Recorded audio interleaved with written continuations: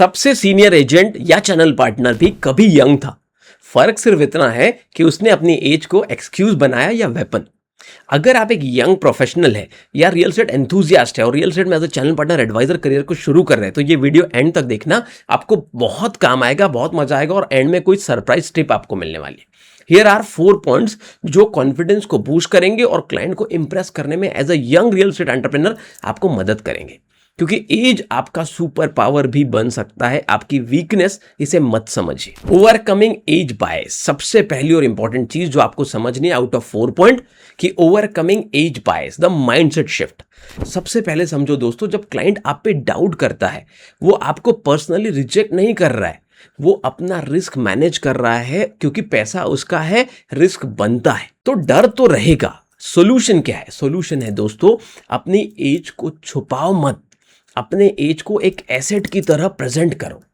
बोलो कि सर मैं यंग हूं, इसीलिए मैं आपके लिए ज्यादा अवेलेबल रहूंगा, ज्यादा अपडेटेड हूं, लेटेस्ट मार्केट ट्रेंड पे काम करता हूं और ज्यादा हंग्री हूं आपको बेस्ट डील दिलाने के लिए, आपका फायदा कराने के लिए। कॉन्फिडेंस एज का सब्स्टिट्यूट है।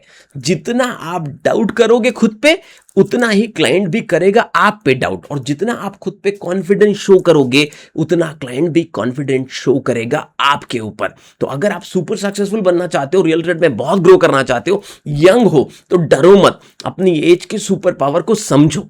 Point number 2, dress code hack, way of presentation बहुत बड़ा रोल प्ले करता है रियल एस्टेट इंडस्ट्री में कि आप कैसे ड्रेस करते हो, आप कैसे अपने आप को प्रेजेंट करते हो। आपका प्रेजेंटेशन पावर कभी कभी आपकी एज को छुपा देता है। आपको दिखाना होगा जैसे आप ऑलरेडी सक्सेसफुल हो, ना कि जैसे आप प्रूव करने की कोशिश कर रहे हो। फॉर्मल या स्मार्ट कैजुअल आपको डिसाइड करना होगा, लेकिन हमेशा ध्यान रखना होगा कि way of talking and way of presentation सही हो।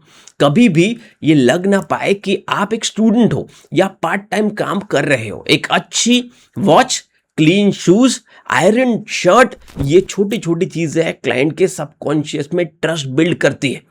बहुत इंपॉर्टेंट है कि आप किस तरह से बात कर रहे हो, कैसे खुद को प्रेजेंट कर रहे हो, कॉन्फिडेंस लेवल क्या है, कम्युनिकेशन कैसा है। क्लाइंट जब पहली बार आपको देखता है, उसके पास सिर्फ 5 सेकंड होते हैं आपको जज करने के लिए, और इन 5 सेकंड में आप डिसाइड करते हो या क्लाइंट डिसाइड करता है कि भाई क्या आप उसके लिए सही व्यक्ति हो जिससे वो प्रॉपर्टी खरीदने वाला है। सो अगर आप एक यंग एंटरप्रेन्योर हो तो आपका प्रेजेंटेशन स्किल हो या आपका कम्युनिकेशन स्किल हो, बहुत बड़ा रोल प्ले करता है, ताकि आपकी एज मैटर ना करे, आपका एक्सपीरियंस आपकी बातों से, आपके ड्रेसिंग से समझ में आता है।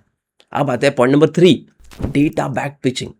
तीसरा और सबसे पावरफुल टेक्निक है डेटा बैक पिचिंग कैसे करें। जब आप क्लाइंट के सामने सिर्फ फीलिंग या इमोशन की बात करते हो तो ये अच्छा तो है, बट एक चीज को याद रखना, सर ये एरिया बहुत अच्छा है, तो वो सोचता है ये लड़का बस बातें कर रहा है। पर जब आप बोलते हो सर इस एरिया में लास्ट 3 साल में प्रॉपर्टी रेट टोटल 28% अप्रिशिएट हो चुके हैं, लास्ट 3 साल में यहाँ ये मेजर प्रोजेक्ट्स बन चुके हैं, अगले 5 साल में ये बड़े प्रोजेक्ट्स आने वाले। जब आप डेटा, फिगर्स, नंबर्स की बात करते हो तो सामने वाले के दिमाग में आप और डीपर पेनिट्रेशन कर पाते हो। इमोशन तो जरूरी है डिसीजन के लिए, पर थोड़ा डेटा बैक अप्रोच बहुत काम का होता है। और ये डेटा अप्रूव्ड है या ये न्यूज़पेपर में दिया है या ये आर्टिकल में है, कोई मैगजीन में, रेरा के पोर्टल में, अलग अलग जगह जब आप उसे प्रूफ और एविडेंस देते हो तो उसे और कॉन्फिडेंस आता है आपके ऊपर। तब एज मैटर नहीं करती, नंबर्स बात करते हैं, उम्र नहीं। हर पिच से पहले अपना डेटा रेडी करो, appreciation rates, rental yield, comparable sale. Data आपकी एज को इनविजिबल बना देता है और आपके सक्सेस होने के चांसेस बढ़ जाते हैं। Point number 4, digital tech savvy nature. और चौथा सबसे बड़ा एडवांटेज, यूज करो टेक्नोलॉजी। सीनियर एजेंट्स अभी भी, सीनियर चैनल पार्टनर हो, एजेंट हो, अभी भी फोन कॉल और पेपर डॉक्यूमेंट्स पे ही अटके हुए। आप उनसे आगे हो, वर्चुअल टूर्स बनाओ, ड्रोन शूट्स दिखाओ, डिजिटल कॉन्ट्रैक्ट्स भेजो, व्हाट्सएप पे इंस्टेंट अपडेट दो, क्लाइंट को दिखाओ कि आप सिर्फ यंग नहीं हो, आप नेक्स्ट जनरेशन हो। और मैं जेनजी के सभी लोगों से ये कहना चाहूंगा, अगर रियल एस्टेट में बहुत बढ़िया करियर बनाना तो ये 4 पॉइंट्स को देखो, नोट करो और एक एक करके इंप्लीमेंट करना शुरू करो, जो उन्हें फास्टर, स्मूथर और मोर ट्रांसपेरेंट एक्सपीरियंस दे सकते हैं आपके क्लाइंट को, because you are tech savvy. कोई 55 साल का एजेंट है, चैनल पार्टनर जो एक्सपीरियंस नहीं दे रहा है, वो आप 20-21 की उम्र में भी दे सकते हो। सो मेरे दोस्तों, याद रखो, एज एक एक्सक्यूज नहीं, एक पोजीशनिंग टूल है। कमेंट में जरूर बताओ कि आपको सबसे ज्यादा कौन सा एज बायस फेस करना पड़ता है। और अब आती है वो स्पेशल टिप।